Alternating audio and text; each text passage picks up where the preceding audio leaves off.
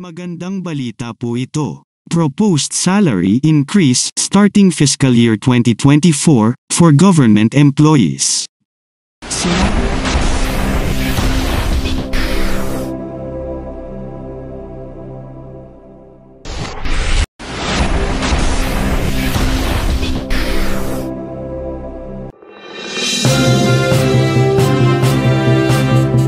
Magandang araw po mga kaguro. Magandang balita po ito. Proposed salary increase starting fiscal year 2024 for government employees. Sinabi ni Honorable Ralph G. Recto ng House of Representatives ay naghain ng House Bill na naglalayong dagdagan ang sahod ng mga empleyado ng gobyerno simula sa 2024. Ang House Bill No. 8081 o an Act modifying the salary schedule for civilian government personnel and authorizing the grant of additional benefits ay naglalayong pahusayin ang kapangyarihang kayanin ng humigit kumulang 2.46 million civil servants sa bansa na nabawasan ng inflation sa pamamagitan ng pagbibigay ng dagdag sa kanilang buwanang sweldo. Layunin nitong akitin at mapanatili ang mga karampatang lingkod bayan at pataasin ang produktibidad ng mga manggagawa sa pampublikong sektor. At narito na po ang House Bill 8081. Halina't ating alamin.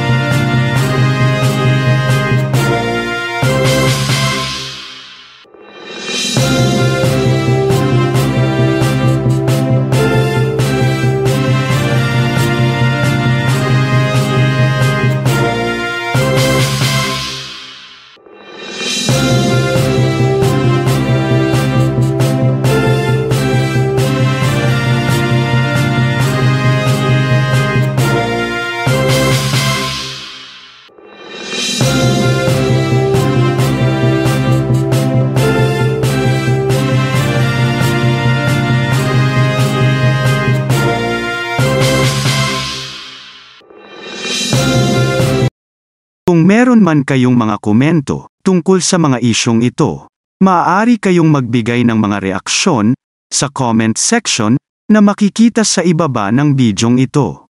Maraming salamat, at kung ikaw ay interesado ng mga bidyong tulad nito, mangyaring suportahan ang channel na ito sa pamamagitan ng pagpindot ng like, pag-share ng mga video at kung bago ka pa lang sa channel na ito, please subscribe sa channel na ito at pindutin ang notification bell at piliin ang all upang maabisuhan ka para sa mga paparating pang mga videos.